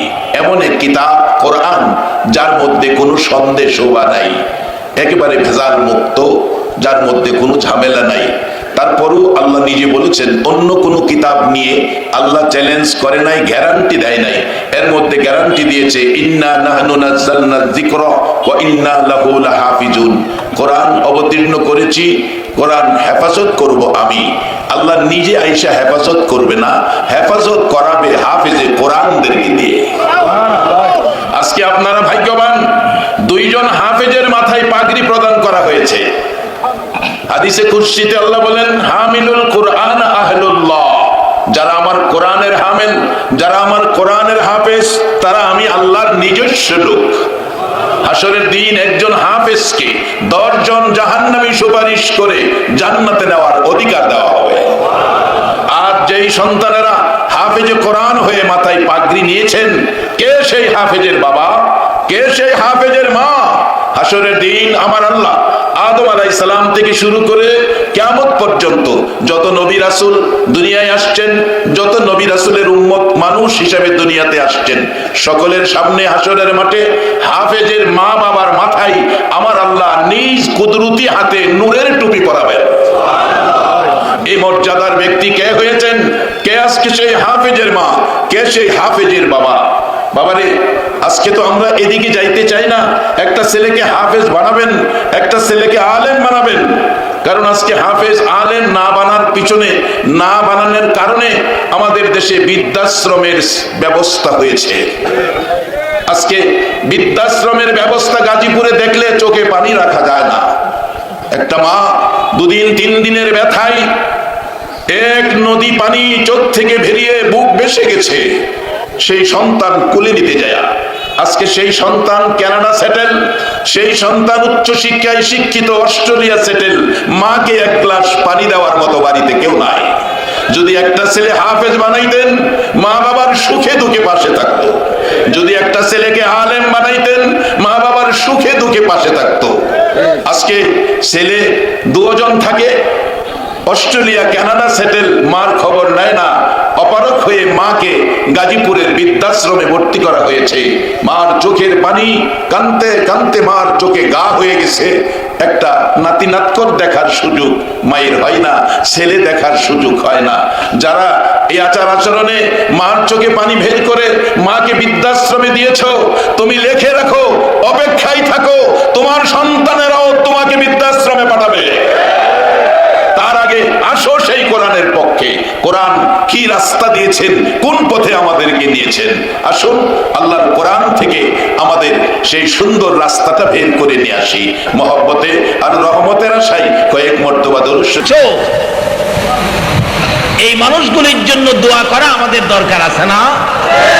আজকের মাহফিলের আয়োজন যারা করেছে আল্লাহ তাদেরকে হায়াত বাড়িয়ে দেখ, সকলে বলুন আমিন।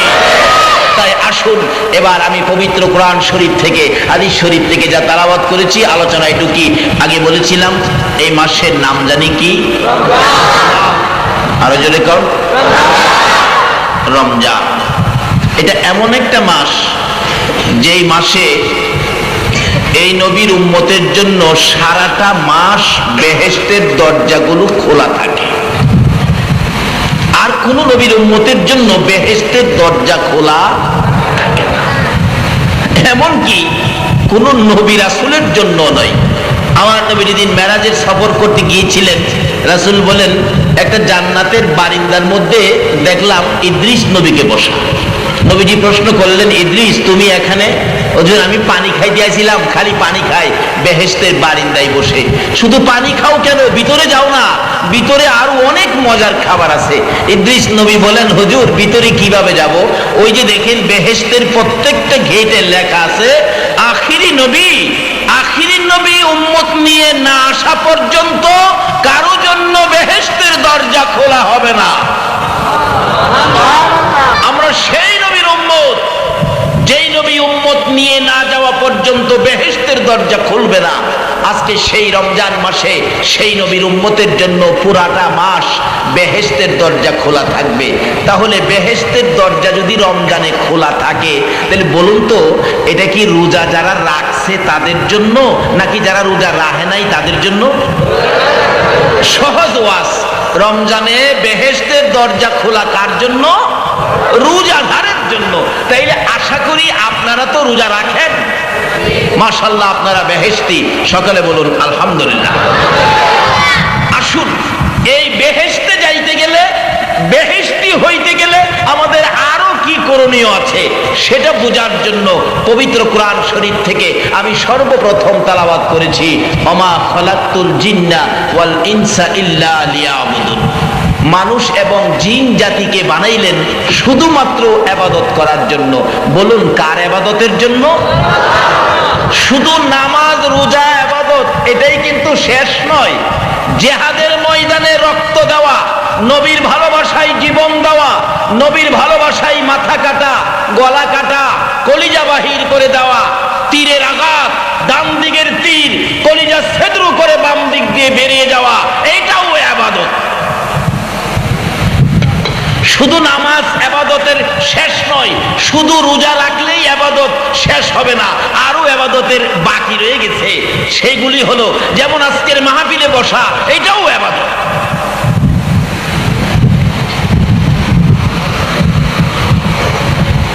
আল্লাহু আকবার। হাশরের ময়দানে আল্লাহ রাব্বুল আলামিন বিচার করে জান্নাতীদেরকে জান্নাতে দেবেন, জাহান্নামীদেরকে জাহান্নামে দেবেন। জান্নাতীদেরকে জান্নাতি দিয়ে আমার আল্লাহ দেখা করতে যাবেন আপনাদের সাথে, জান্নাতীদের সাথে। যা বলবেন দক্ষিণ দিকে দাঁড়ায়া, হে জান্নাতীরা, আমার মেহমানেরা তোমরা কেমন আছো? তোমরা তো দুনিয়াতে ইবাদত করছো, আমি তোমাদেরকে জান্নাত দিলাম, আমার জান্নাতে তোমাদের কেমন লাগে? দক্ষিণ দিকের জান্নাতীরা বলবেন, প্রভু গো বলেন কি, আপনার জান্নাতে কত মজা, কি যে স্বাদ। পূর্ব দিকে যাবেন, তোমরা কেমন আছো? খুব ভালো আছি। উত্তর দিকে যাবেন, তোমরা কেমন আছো? খুব ভালো আছি। পশ্চিম দিকে যাবেন, তোমরা কেমন আছো? তারা কথা বলবে না, মনটা বড় দুঃখ কষ্ট দেখা যায়। কি ব্যাপার, তোমাদের মনটা ব্যথিত দুঃখিত দেখা যায়, ব্যাপারটা কি? আল্লাহ আপনার জান্নাতের মধ্যে তো শান্তি লাগে না। আল্লাহ বলবেন, বলো কি, আমার জান্নাতে শান্তি লাগে না? এর চেয়ে শান্তির জায়গা তোমাদের কোথায়, কই পাবে বলো তো? ওই লোকগুলি বলবেন, প্রভু উহুদের যুদ্ধের ময়দানটা কই, বদরের যুদ্ধের ময়দানটা কই?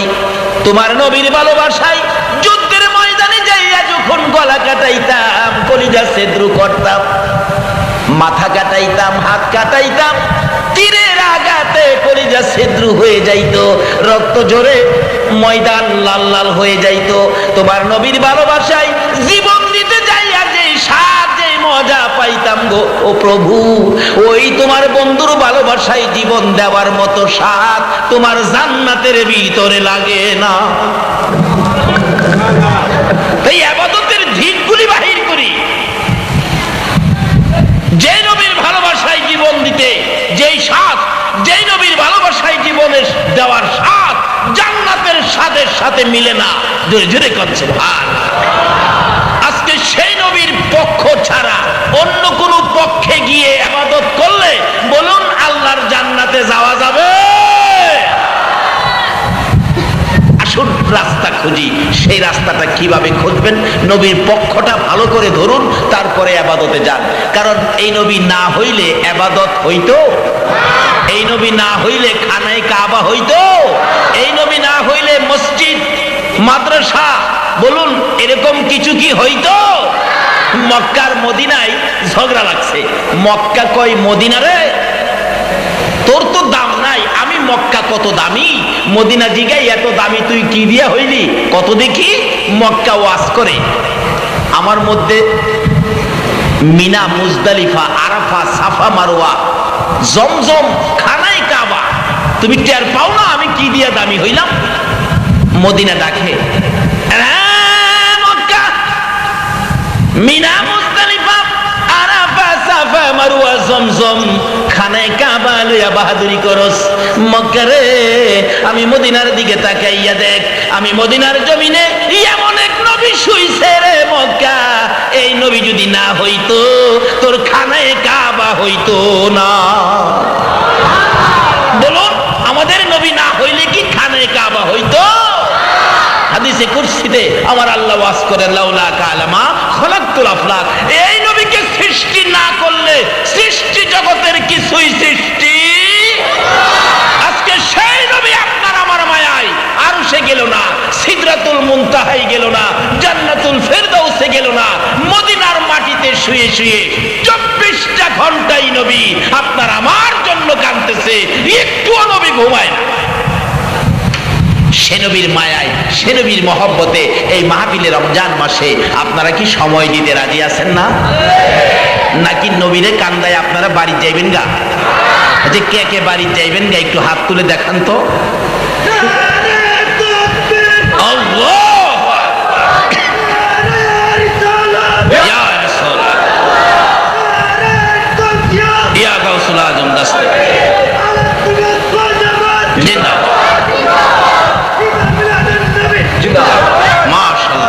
জিন্দাবাদ জিন্দাবাদ নবীর সেনা, জিন্দাবাদ জিন্দাবাদ নবীর।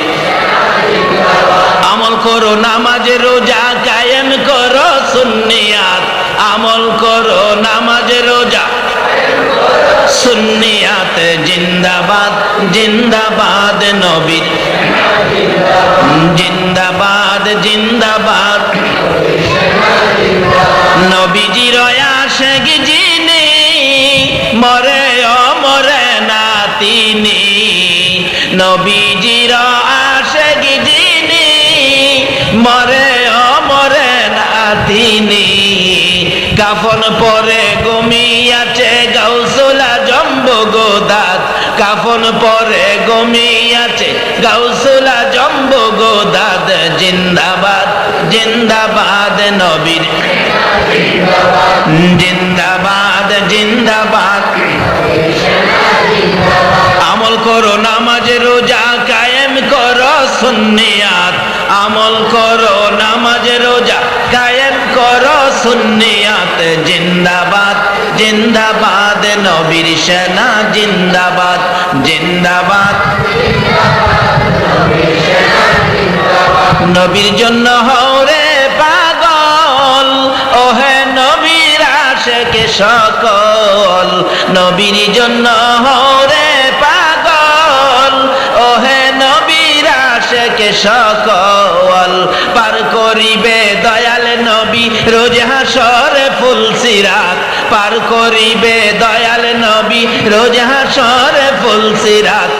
জিন্দাবাদ জিন্দাবাদ নবীর সেনা, জিন্দাবাদ জিন্দাবাদ জিন্দাবাদ নবীর সেনা, জিন্দাবাদ। আমল করো নামাজ রোজা কায়েম করো সুন্নিয়াত, আমল করো নামাজ রোজা কায়েম করো সুন্নিয়াত। জিন্দাবাদ জিন্দাবাদ নবীর, জিন্দাবাদ জিন্দাবাদ। যদি আল্লাহ কোনদিন তৌফিক দেয় মদিনায় যাবেন? কি যে মদিনা, যারা না দেখছে তাদেরকে বোঝানো যায়। যদি তৌফিক দেয় একবার যায়েন মদিনা, সোনার মদিনা।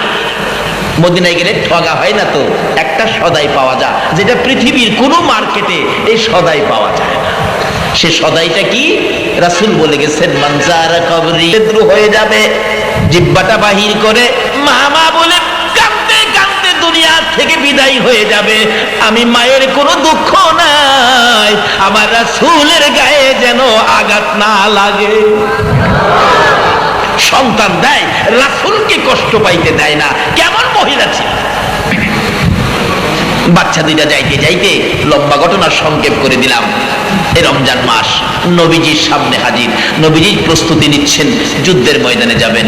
দেখতেছি ইয়া রাসূলুল্লাহ, আমরা দুই ভাই যুদ্ধে যাব। নবী গো, আবু জাহেল বলে আপনারে মারবে, আমরা আবু জাহেলকে মারবার লেগিয়া মার কাছ থেকে বিদায় নিয়েছি। রাসূল দেখে বাচ্চা দুইটা একবারে ছোট। আজকে নাকি ছোট ছোট বাচ্চারাই সেই মাহফিলের আয়োজন করেছে, বাচ্চা দুইটা ছোট। রাসূল বলেন, বাবারে তোমরা তো যুদ্ধে যাওয়ার উপযুক্ত হও নাই, আর একটু বড় হও, তারপরে তোমরা যুদ্ধে যাবে। বাচ্চা দুইটা বলে, হুজুর আমরা মার কাছ থেকে দোয়া নিয়ে আইছি, মায়ের দোয়ার পাওয়ার আসেনি। কার দোয়ার পাওয়ার আছে? আরো জোরে কর। এই মাকে চিনা আমাদের দরকার আছে না? আসুন আগে বাড়ি। মাকে যারা কষ্ট দিয়েছেন, এই রমজানের রোজা রাইখাও কোনো লাভ হবে না।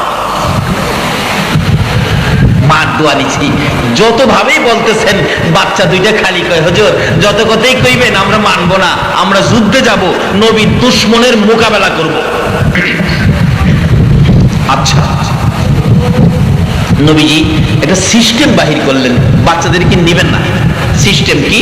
বাবারে, যেমন সেনাবাহিনীর লোক ভর্তি করলে পাসপোর্ট 4 ইঞ্চি নিম্নে, পাসপোর্ট 5 ইঞ্চি 6 ইঞ্চি লাগে। রাসূল বলেন, তোমরা তো মাফে যদি হও তাহলে তোমাদেরকে নিব। নবীজি মাফ কাটি দিলেন, কিন্তু মাফ কাটির নিচে বড় ভাইটা দাঁড়াইতে গেলে দেখে মাফ কাটির মধ্যে লাগে না, ছোট তো। কিতাবে লেখে, নবীর সাথে যাবে, যুদ্ধে যাবে, নবীর দুশমনের মোকাবেলায় যাওয়ার জন্য বাচ্চাটা পায়ের আঙ্গুলিতে ভর দিয়ে উঁচু করে কোনরকম মাথার চুলগুলি লাগাইছে। ইয়া রাসূলুল্লাহ, দেখছেন আমার মাফ হয়ে গেছে। নবীর পক্ষে আন্তাজি মানুষ চাইতে পারে না, নবীর ভালোবাসার মাফে পড়তে হয়। আজকে যারা আয়োজন করেছে, যারা মাহফিলে দাঁড়িয়ে আছেন, বসে আছেন, আপনারা সেই মাফে পড়ে গেছেন। জোরে জোরে কোন সুবহান। বহু মানুষ আছে এলাকায় মাফে পড়ে নাই, মাহফিলে আসতে পারে নাই। বড় ভাইটা মাপে হলে রাসূল নাম লিখে দিলেন, তোমাকে নেওয়া হলো। ছোট ভাইটা কয়, মাবুদ গো, মা তো আমার জন্য দোয়া করছে। নবীজি বড় ভাইকে নিলেন, মাপে হইল, আমি তো মাপে হব না। ও আমার আল্লাহ, আমার কি ব্যবস্থা হবে না? আল্লাহ কয়, আমার নবীর ভালোবাসা থাকলে আমার সাহায্য আছে। জোরে কর না সুবহানাল্লাহ। এই নবী যার কাছে আছে, আমি আল্লাহ তার কাছে আছি। তুমি আসো। মাপ কাটি খাড়াইছে, আদাত বাকি। আচ্ছা, আদাত কি আঙ্গুলি খাড়া করলে হবে? আঙ্গুলি খাড়া করে বড় ভাইয়ের মতো চেষ্টা করতেছে, কিন্তু আদাত তো আর পুরা হয় না।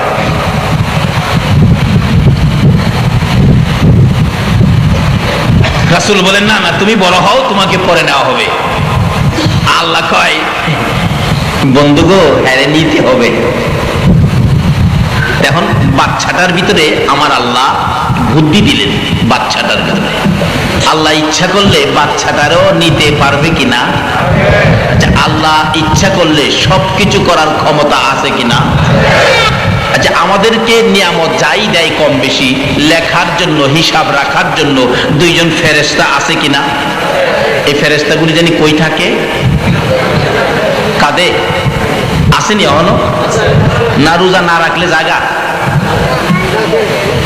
কাঁদে আছে, কি করি দেখে, সব খাতায় লেখে। এখন 2 ফেরেশতা বলতেছেন, খোদা গো, বাজেটটা কি দিলেন আমরা একটু লিখি। আল্লাহ কয়, কি লিখবি? বাজেট লেখ।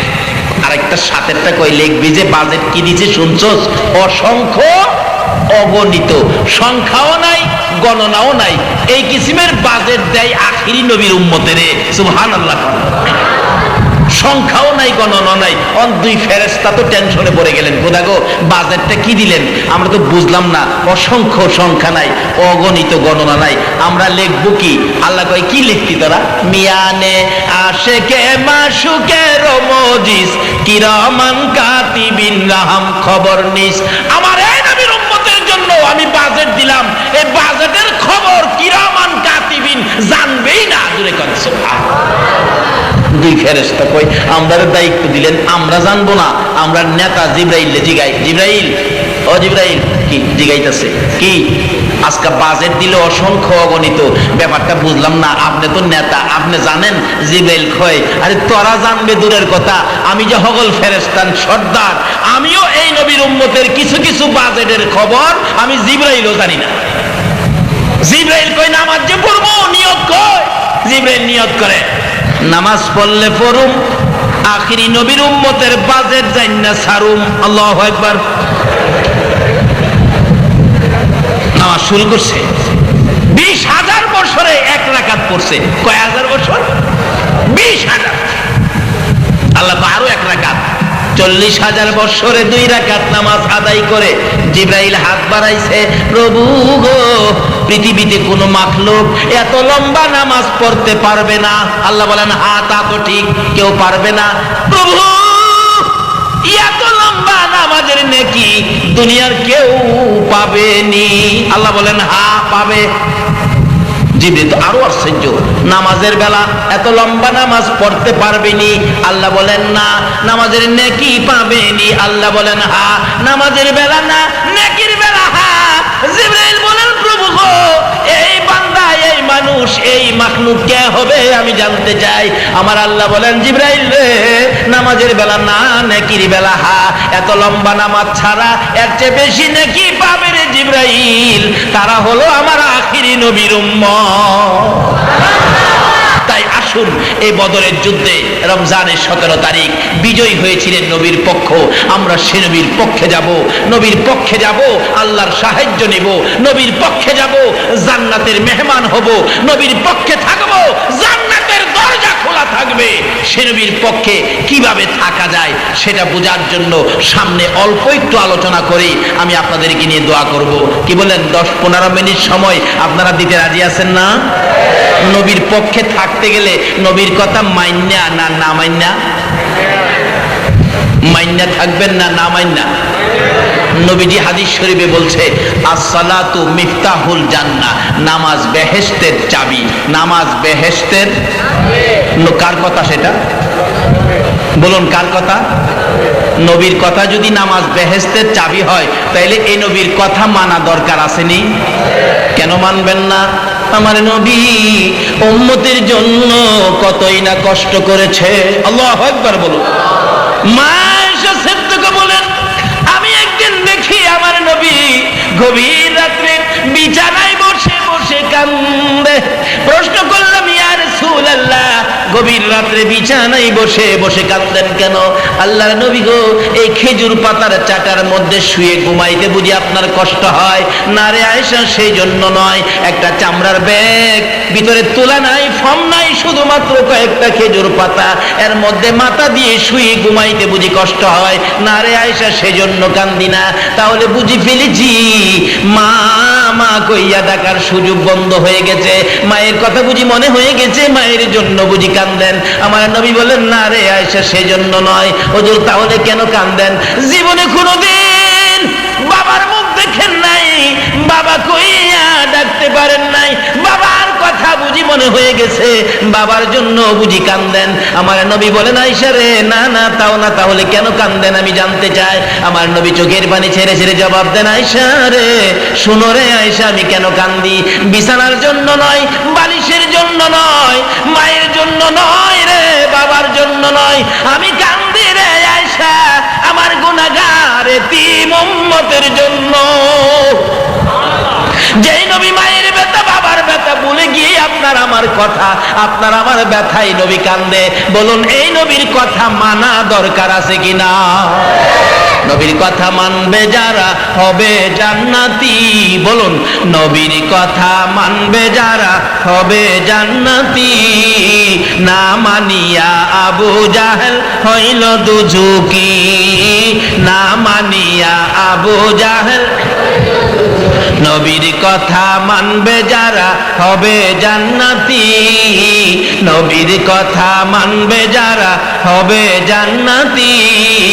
না মানিয়া আবু জাহেল হইল দুজুকি।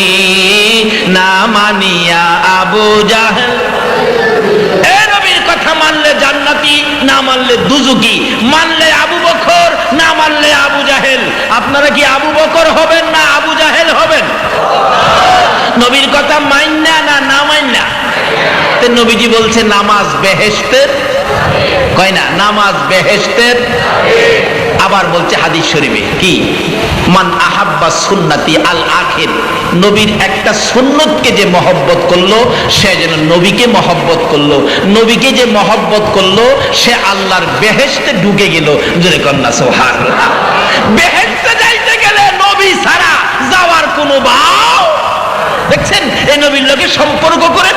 নবী দেখছেন প্রথম দিছে বেহেশতের চাবি, আবার দ্বিতীয়ত বলছে তোমরা বেহেশতে ঢুকবে আমার মহব্বতের সহিত সুন্নতের আমল করে।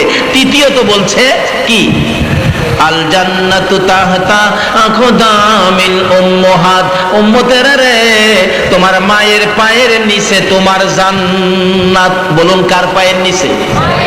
নবী কইছে, কে কইছে? আরো জোরে কোন, কার পায়ের নিচে? এই নবীর কথা মানা দরকার আছে কিনা? যদি না মানেন, এই রমজানের শুরুতে নবীজি খুতবা দিবেন, মিম্বরে সিঁড়িতে পাও দিবেন, এমন সময় জিবরাইল আয়ে কয়, ইয়া রাসূলুল্লাহ আপনার 3 কিসিমের উম্মতের জন্য আমি বদদোয়া নিয়ে আসছি, আপনি খালি আমিন লাগাই দিবেন। আমার নবী কান্দে, জিবরাইল রে, যে নবী আমি নবী উম্মতের ব্যথায় জীবনে কোনোদিন পেট ভরে খানা খাই নাই, জীবনে কোনোদিন রাত্র ভরে ঘুমাই নাই, জীবনে কোনোদিন ভালো পোশাক গায়ে দেই না রে জিবরাইল, উম্মতের ব্যথায় আমার সেই উম্মতের উপর লানত দিবি, বদদোয়া দিবি, আর আমি নবী আমিন লাগাবো, সেটা কেমনে হবে? আমার কোন উম্মতের জন্য জানতে চাই। জিবরাইল বলেন, ইয়া রাসূলুল্লাহ এত বরকতের রমজান আপনার উম্মতকে দেওয়া হয়েছে যেটা অন্য কোন নবী রাসূলের উম্মতরে দেওয়া হয় নাই। এই বরকতময় রমজান পায়া যারা জীবনের গুনাহ খাতা মাফ করাইতে পারে নাই তাদের উপর আল্লাহর লানত। নবীজি আমিন লাগাইছে। দ্বিতীয়ত, নবী হো যাদের মা বাবা জীবিত আছে, অথবা মা জীবিত বাবা নাই, বাবা জীবিত মা নাই, এমন 2 জনের একজন আছে, তাদের খেদমত করে যারা আল্লাহর জান্নাত কিনতে পারলো না, তাদের উপর আমার আল্লাহর লানত। নবী কয় মা বাবার খেদমত করবে না এমন উম্মত দরকার নাই, আমিন লাগাই দিছে। এখন মা বাবারে কষ্ট দেবেন না যদি কেউ থাকেন, নবীর সুপারিশ আপনার নসিব। কেন? নবী বলছে এই মায়ের পায়ের নিচে তোমার বেহেশত। বলুন, একদিন মা আপনাকে আমাকে পেটে নিয়ে কষ্ট করছে কিনা? এইরকম রাত্রে আমরা যেদিন মায়ের পেটে ছিলাম সবাই ঘুমিয়েছিল, কিন্তু আমরা মাকে ঘুমাইতে দেই নাই, লাথি মারছি, মা ওইটা দাঁড়ায় গেছে, ঘুম থেকে উঠে আবার লাথি মারছি, মা চোখের পানি ছেড়ে দিছে, আবার লাথি মারছি, মা চোখের পানি ছেড়ে 2টা হাত বাড়াইয়া ডাকছে, মাবুদ, মাবুদ রে, যে সন্তান পেটে থাইকে আমারে ঘুমাইতে দেয় নাই, এত কষ্ট দিতেছে, এ মাবুদ, এই সন্তানের মুখ, এই সন্তানের চেহারা আমি মারে কবে দেখাইবা? তোমার আমার মতো একটা সন্তানের মুখ দেখার জন্য, চেহারা দেখার জন্য, সন্তানের মা হওয়ার জন্য তোমার আমার মা জীবনে কত কষ্ট করেছে, মা ব্যতীত অন্য কেহ এই কষ্ট সহ্য করার ক্ষমতা। বাবা দেখেন একটু যদি ফেন্নের করতাম বাবার কোলে গিয়া, বাবা কই কান্দিস না, আর কান্দিস না, আবার কান্দে, আবার যদি ফ্যান করে উঠছি বাবা কইতো আরেকবার চিল্লানি দিবি, গলা চিপটা মাইরা ফেলাই দিব। আচ্ছা, মার কোলে থেকে আধা ঘন্টা ফেনফিনি করছেন, বলুন তো মা কোনোদিন গলার চিপটা মারবো এ কথা কইছে? এই জন্য নবীজি মায়ের পায়ের নিচে এই উম্মতের বেহেশতের খবর দিছে। জোরে জোরে কর সুবহানাল্লাহ। আমার নবী বলেছে, উম্মতেরা রে, এই মায়ের পায়ের নিচে তোমার জান্নাত। জিবরাইল বলেছেন, ইয়া রাসূলুল্লাহ, এই মা বাবা দুজন বেঁচে আছে অথবা দুইজনের একজন বেঁচে আছে, তাদের খেদমত করে যারা জান্নাত কিনতে পারে নাই তাদের উপর আল্লাহর লানত। আমার নবী আমিন লাগাইয়া দিলেন। তৃতীয়, সুন্দর বিছানা থেকে চারজনে দৌড়ে দৌড়ে টাইনা টাইনা বাহির করবে। উঠানের কিনারে পর্দাটা নাইয়া রে জীবনের শেষ গোসল করাবে। দামি দামি পোশাকগুলো কাইটা কাইটা খুলবে গো, গোসল শেষে সাদা কাফন পরাইয়া দিবে। মাথার মোড়ে পায়ে মুড়ি টাইনা টাইনা বাঁধবে গো। মসজিদের ইমাম সাহেব এসে শেষ বিদায়ের সাজুনি আতর সুরমা দিয়া সাজাইয়া দিবে গো আল্লাহ। সন্তানেরা এতিম হইয়া কাঁদবে, কবে জানি রে কার এই অনুষ্ঠান হইয়া যায়। কবরে যাওয়ার সাদা পোশাক পরার আগে আগে আমরা যারা হাত বাড়াইছি আমাদের সকলকে তুমি মাফ করে দাও। আল্লাহ, জীবনের গুনাহ মাফের আসার দরখাস্তের পর আরেকটা দরখাস্ত করি, তুমি কিন্তু রাগ হইও না। আমি জানি না এই হাজার হাজার মানুষের মধ্যে কে জানি কোন ব্যথা লইয়া হাত বাড়াইছে। কার মনে জানি কি দুঃখ রে আল্লাহ, কার জানি মা নাই রে, কার জানি বাবা নাই। আমার মতো মায়ের অভাবী কে জানি হাত বাড়াইছে। যার বাবা নাই বাবার অভাবী কে জানি হাত বাড়াইছে। মাবুদ রে, যার মা নাই রে, ঈদের বাজার করতে গিয়ে এবার কার কাপড় আগে কিনবো। যার বাবা নাই রে, ঈদের কাপড় কিনতে গিয়ে কার কাপড় আগে কিনবে। কত কত মায়ের অভাবী বাবার অভাবীরা দেখেছি কাপড়ের দোকানের সামনে যায় কান্দে।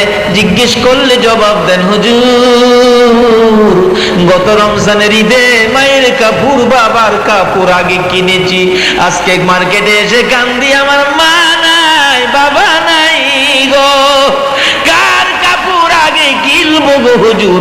এই ব্যথায় মার্কেটের সামনে দাঁড়ায়া কান্দি। এই মায়ের অভাবী বাবার অভাবী কে জানি হাত বাড়াইছে রে আল্লাহ। মায়ের অভাবী ছেলেদের ঘটনা দেখেছি। একটা ছেলে মার পাগল ছিল, বিদেশ থাকতো, মাসে মাসে চিঠি লেখে, মা তুমি কেমন আছো আমারে জানাইও। মা চিঠির উত্তর দেয়, বাবা রে ভালো আছি, আমার জন্য চিন্তা করো না। হঠাৎ ক্যান্সার হয়ে গেছে, ডাক্তার বলেন 15 দিনের বেশি বাঁচবে না। মা রাত্রে কান্দে, ছেলের বাবার গলায় ধরে, ও সন্তানের বাবা, আমি যে 15 দিনের মধ্যে মরে যাব, আমার ছেলেটা তো খবর পায় নাই, আমার ছেলের কিন্তু মৃত্যুর খবর দিও না, সে পাগল পাগল হইয়া চলে আসবে। একটা চিঠি পাঠাইয়া দাও, আমি যে অসুস্থ সেই খবরটা জানাইয়া দাও। বাবা রাত্রে চিঠি লিখতেছে, মা দৌড়াইয়া যাইয়া বাবার হাতে ধরে ডাকতেছে, ও সন্তানের বাবা শুনো, আমি যদি মরে যাই, তোমার সন্তান যখন বাড়িতে আসবে আমার হাতে ধরে কথা দাও গো, আমার সন্তানের মায়া করবানি। বাবা চিঠি লিখলে, চিঠি সকালবেলা পাঠাইয়া দিলে, 2 দিন পর মা দুঃখিনী এ দুনিয়া থেকে বিদায় হয়ে গেছে। চিঠি পৌঁছবার আগে আগে ছেলেটা রাত্রে স্বপ্নে দেখে মা মারা গেছে, সাদা কাফন পরে কবর যাইতেছে, ডাকতেছে, বাবা আব্দুল মন্নান রে, বাড়িতে আইলি না, আমি মারে দেখা গেলি না। ঘুম থেকে উঠে মা মা বলে কাঁদতেছে। সঙ্গীরা বলেন, এইভাবে কাঁদতেছো কেন? আমি স্বপ্নে দেখেছি আমার মা মারা গেছে। সঙ্গীরা বলেন, আব্দুল মান্নান কান্দিস না, স্বপ্নে মানুষ কত কিছু দেখে, এর জন্য কি কাঁদতে হয়? চিঠি পাঠাও, খবর নাও। চিঠি পাঠাইলে কতজনের কথা লেখে, মায়ের কথা লেখে না। টেলিফোন করো, কতজনে কথা বলে রে, মায়ের কথা তো কেউ বলে না। ছেলেটা খবর দেয়, থাকবো না বিদেশ, মন বলে আমার মা নাই, স্বপ্নে যা দেখেছি তাই বুঝি সত্য হয়েছে, আমার মা নাই, আমি বাড়িতে যাব। চিঠি পাঠাইলেন, টেলিফোন করে জানাইলেন আগামী মাসের 1 তারিখ বাড়িতে আসবে। 1 তারিখ হয়ে গেল, আগের দিন বড় ভাই মাইক্রো ভাড়া করলো এয়ারপোর্ট যাওয়ার জন্য। বুড়া বাবা ডাকতেছে, আব্দুর রহমান, একা একা যাইস না রে, আমারে সঙ্গী করে এয়ারপোর্ট নিয়ে যাইস। তোর ভাই যদি আইসা শুনে তার মা নাই রে, না জানি জীবন দিয়া দেয়। বুড়া বাবা সহ বড় ভাই এয়ারপোর্টের গেটে দাঁড়িয়ে আছে। কিছুক্ষণ পর দেখা যায় মায়ের পাগল মন্নান লইয়া বিমান উইরা উইরা আসতেছে। নাইমা গেলে মালামাল সহ গেট পার হইয়া বড় ভাইকে দেখে দৌড়াইয়া বড় ভাইয়ের গলায় ধরে ডাকতেছে, ভাই ভাই রে, আমি স্বপ্নে দেখেছি আমার মা মারা গেছে। তোমার গলায় ধরে সত্য করে বলো না আমার মায়ের খবর কি? বড় ভাই কিছুই কয় না, শুধু শুধু কান্দে। দৌড়াইয়া বাবার পায়ে পড়ে গেছে, বাবা গো, আমি স্বপ্নে দেখেছি আমার মা মারা গেছে। বড় ভাইরে জিগাইলাম, ভাই কান্দে, তুমি কও না আমার মায়ের খবর কি? বাবাও কান্দে, আয় বাড়িতে যাইয়া দেখবি তোর মা কেমন আছে। বাড়ির গেটে যখন মাইক্রো থামলো, যাইয়া দেখে শত শত মহিলারা বাড়ির সামনে কান্দে। গাড়ির থেকে নাইমা জিজ্ঞেস করে, বাবা গো, মহিলারা কান্দে, আমার মা কই? বাবা কিছু কয় না। একটা মহিলা দৌড়ায় আইসা ডাকতেছে, মন্নান রে, আয় বাড়িতে আয়, জীবনে আর মা কইয়া ডাকতে পারবি না রে, তোর মা চির বিদায় হয়ে গেছে। শত শত মহিলার দিকে তাকাইয়া ও মায়ের স্বাদ মিঠে না রে। এই মায়ের অভাবী, বাবার অভাবী যারা হাত বাড়াইছে গো আল্লাহ, এই মুহূর্তে ওই সকল মা বাবার কবরগুলো জান্নাতের বাগান বানাইয়া দাও। এ আল্লাহ, মা বাবা যার দুনিয়াতে আছে হায়াত বাড়িয়ে দাও। মা বাবা কেমন জিনিস বুঝার তৌফিক ছেলে মেয়েদেরকে দান করে দাও। দাদা দাদি, নানা নানি, শ্বশুর শাশুড়ি, আলিয়া আওলাদ, বংশধর, মুরব্বী, পাড়া প্রতিবেশী, খানদানবাসী, মহব্বতী, খাস করে এলাকার জমিনের নিচে, এই চন্দনাইশের জমিনের নিচে, তামাম পৃথিবীর জমিনের নিচে যত মুমিন মুমিনাত ঘুমিয়ে আছে, সকলের কবরগুলো জান্নাতের বাগান বানাইয়া দাও। মাবুদ গো, আজকের মাহফিলের আয়োজন যারা করেছে তাদের বংশধর যারা কবরে মাফ করে দাও। যারা আয়োজন করেছে তাদেরকে তুমি নেক হায়াত বাড়াইয়া দাও। এই মাহফিল খানি তোমার কুদরতি হাতে আমানত করে গেলাম, এলাকার রহমত বরকতের জন্য কিয়ামত পর্যন্ত কায়েম রাখো গো আল্লাহ। আল্লাহ, এই মাহফিলকে যারা সাহায্য সহযোগিতা করেছে, বুদ্ধি পরামর্শ দিয়েছে, সকলকে তুমি কাল কিয়ামতে নবীর কুদারায় উঠাইয়া পুলসিরাতের ফুল পার করে জান্নাতের অধিবাসী করে দিও গো আল্লাহ। মাবুদ গো, খাস করে যুবকেরা হাত বাড়াইছে, যুবকদেরকে তুমি খালিদ বিন ওলীদের মতো বানাইয়া দাও। যারা মাহফিলের আয়োজন করেছে, এই পরিষদের চেয়ারম্যান সাহেব, মেম্বার সাহেবদেরকে নিয়ে সাহায্য সহযোগিতা করেছে, সকলকে তুমি কাল কিয়ামতে